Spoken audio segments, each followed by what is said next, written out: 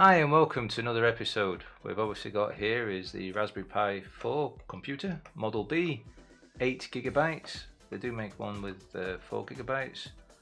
The official Raspberry Pi power supply unit, which is a USB-C, and it pumps out direct current of 5.1 volts at 3 amps, 15.3 watts of maximum power output, and it's got 1.5 meters of cable, and as I said, it's a USB-C. Got a fancy case for it, Argon1 for the Pi 4, which is actually made by Argon40, and I've got 128GB of SanDisk micro SD, a micro HDMI to full-size HDMI adapter. Obviously you could buy a cable that went all the way along. Now today's not really going to be how to use all of this. I'm just a bit of a show and tell.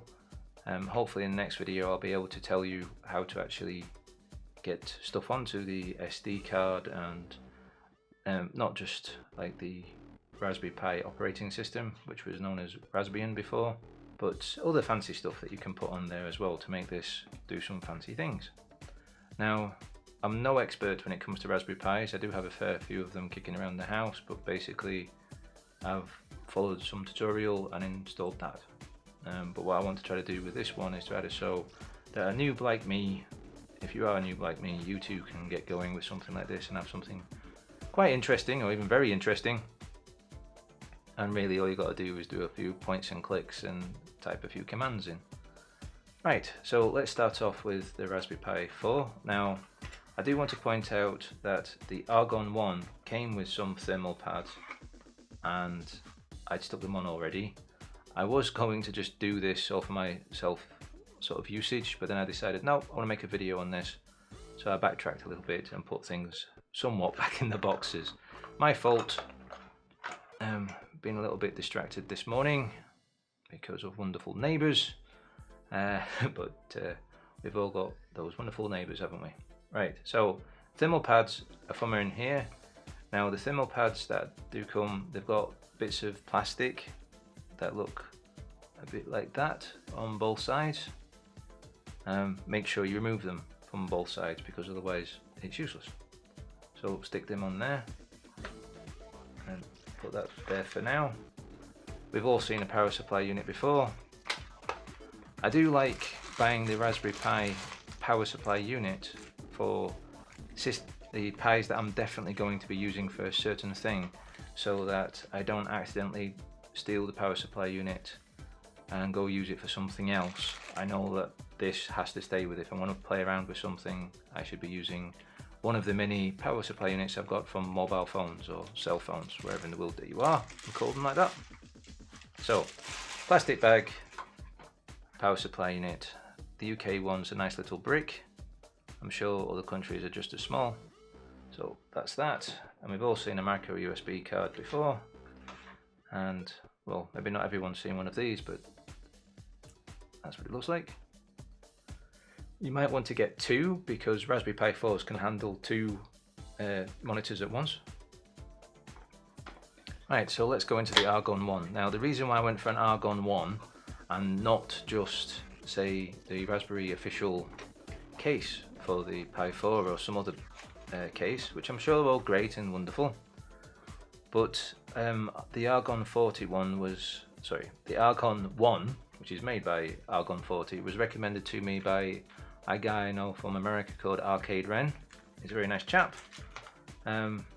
He told me, or recommended to me, that I should get this sort of setup, and then I went up and told my wife about it, and then she surprised me with it for my birthday. So let's have a look in the instruction manuals. I know wonderful experts out there won't really bother with it, but basically it tells you what's what, then it tells you about the thermal pads and where to stick them. So it's telling you to actually stick them directly on to the case first, not the board. Oh well, too late now. And then it's saying that you have to put an expansion board together, then using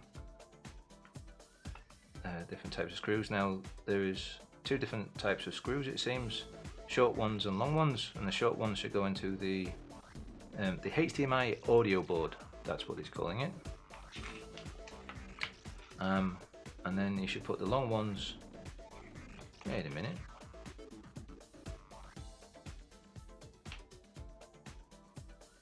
Oh, okay, so you should put one in the corner,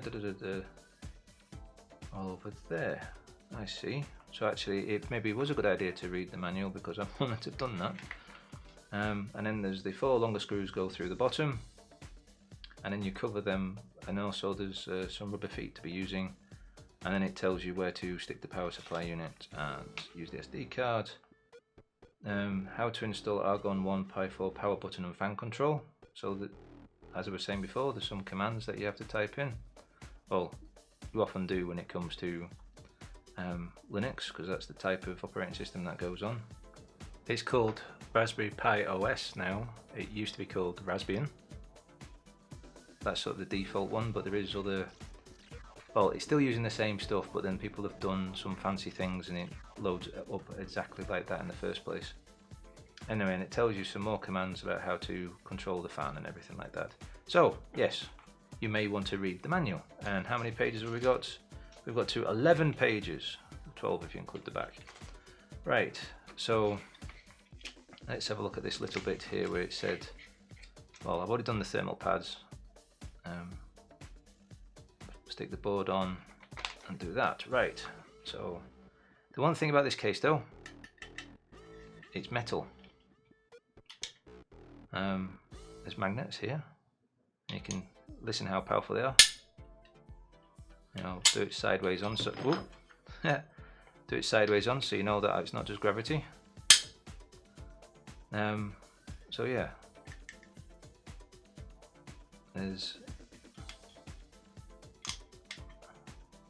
it appears to be metal all the way around, which would make sense, because otherwise what would be the point of the thermal pads going there? It does seem to, it's got a fan obviously, and it does seem to have components missing, as if it were, as if they had a design where they were going to have infrared out and infrared in. A little bit strange that they didn't bother to even think of using a transceiver, infrared transceiver, so it's all in the one block. That would be a lot neater way of doing it. But anyway, there's the case. It is chunky. Let's put this back on again though. Obviously you can see the magnets on the other side. Right, let's have a look at this. What was it? HDMI and audio assembly. There we go, there's that. Let's put that on there. And then this little bag was the one that had the thermal pads inside. What have we got for screws? Come on. There we go. There's definitely all the screws out. Let's have a look now. Yep. So there's 4 little ones and there's 4 long ones, and this is the rubber feet. So let's get the Pi and then line up the audio jack, the 3.5mm audio jack, and then the micro HDMI ports. So be very careful lining everything up, because you don't want to bend anything or jab yourself in the hand with all the pins or bend the pins. You know, all these things can happen if you maybe use a bit too much brute force, or your hands are a bit shaky or something like that. So that seems to be fine there. Let's move the base out of the way. Again, try to line everything up so that you're not bending the pins. So I recommend, from what it seems I would recommend anyway, is having a look at this edge, you know, from here. Make sure the pins are lining up to where you want them to be, and firmly press down. Yep, that seems to be it. One thing I'd like to point out, oh, the magnets, one of the screws has come along for a ride for there. There is actually a power button, which I mentioned in the instructions, but there it is on the back. So we've got, with this little board, we end up having the 2 HDMI ports at the back, the micro HDMI ports, 3.5mm jack, power from a USB-C, 2 USB 2s, two USB 3s, I believe they are. I don't think they're 3.1s. If they are, please correct me in the comments below, and I'll put an update in the description. I do think they're just USB 3s, and obviously a network port. Right, little screws. Where are the little screws gone? We want one there. We want one there. We want one just this little bit here. I'm going by the diagram. The little one. We want to put it in the. If we've got it all at the Raspberry Pi 4 to the right, into the bottom left hand corner, and obviously use a screwdriver. Go backwards a little bit. Feel it drop in, and then screw forward, but not going it too tight, because obviously you've got to make sure there's a balance of torque. If you can hear any banging from outside, please ignore that. As I said, I've got wonderful neighbours. Wouldn't change them for the world. I'd just rather move. No matter what I seem to do lately, every time I start a video they decide to go out and start banging. Right, maybe I should stop whinging. Right, finish screwing that in.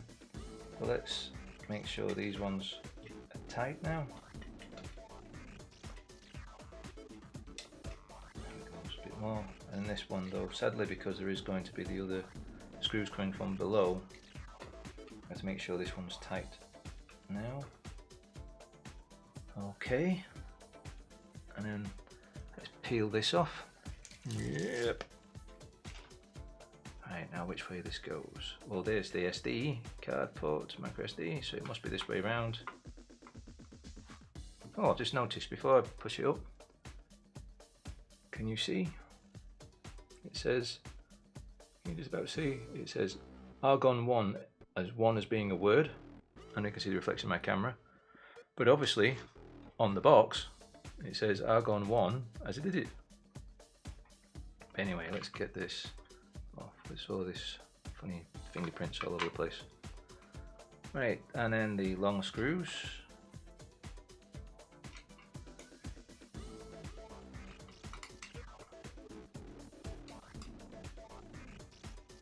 And as last time, go backwards a little bit, see if it drop in.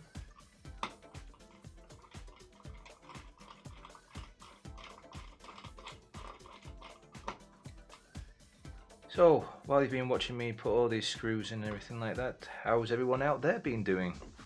I hope everyone's coping the best that they can, and you know, if things aren't quite working the way that you want, that they do start working the way that you want. Right, so let's stick on the little rubber feet, because we don't need to go back in again. So there we go.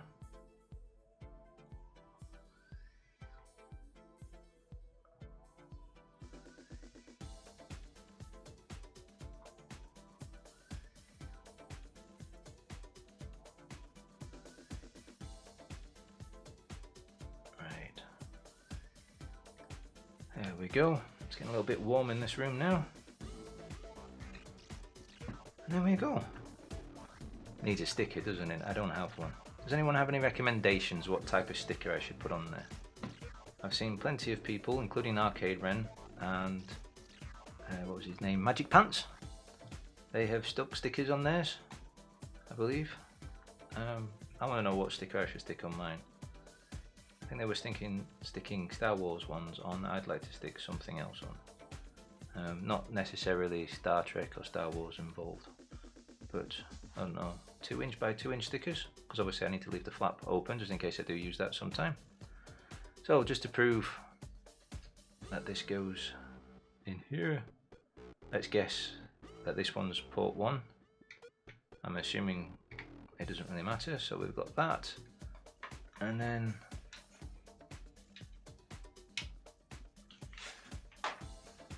USB-C. So even though the USB-C and the HDMI port go in, they don't go all the way in. You can still see a little bit of metal from the plugs themselves, which is fine. Well, what I will do now is mess around and put the Raspberry OS on the SD card and see what it does. I've obviously got a keyboard and mouse or touchpad to be using with this to see what it works. So I will do a jump cut and do you know, this is in the little bottom corner, and then the operating system's up and running. As I say, next time I will show you how to actually install stuff onto the SD card. So that's a video all by itself, so when people are trying to learn, they don't have to come back and hear and fast forward and rewind. So jump cut. Okay, after a little bit of messing around and updating and typing in the fancy little script so that you actually get the configuration for the fan for this thing. Basically, it's getting warm now. Oh, nice little hand warmer. That'd be good in the cold months, but when it gets hotter, the fan will kick in, and I have made it kick in because you can bring up this configuration file. I'll learn how to double click. There we go, we can execute it.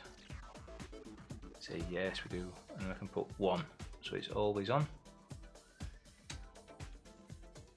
Don't know if you can hear that. Let's bring it up to the microphone best I can with the HDMI cable I have. There we go.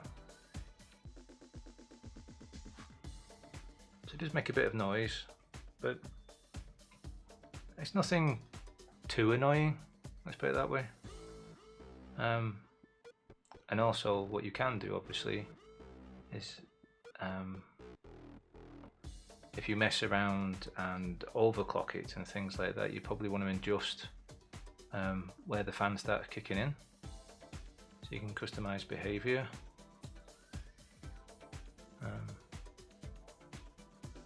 I'll just leave it as that at the moment, but let's bring the manual back out so I can change it, because this is definitely a manual I can see you'd want to keep about.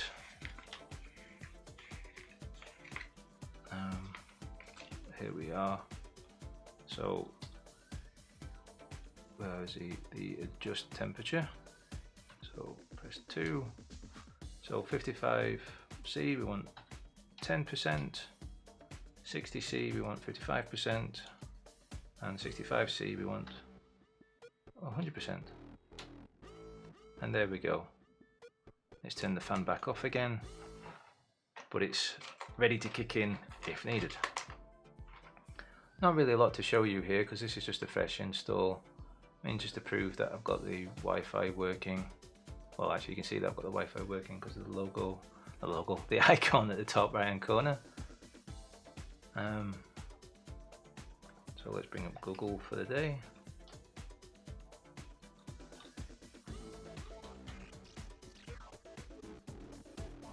And there we go, Google.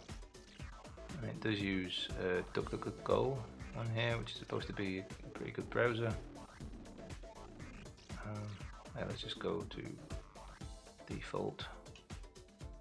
That's .org. Whoa, what's that? Top. Wow. Learn how to use keyboard. The keyboard's a little bit smaller than what I'm used to. There we go. Just to prove that this is everything working here on the, what day are we today? The 20th. I have recorded this. So there we go. Next time I will show you how to install Raspberry Pi OS as a standalone video. Then I'm going to start experimenting around with other fun stuff, because you can make it act like so many other emulators and things to make it different machines, which is what I actually want to use this for. Sort of like a Mister, and as most of you probably know, I do have a Mister, but I want it to run other stuff that Mister currently does not run, and we'll do it that way. So as always, happy gaming.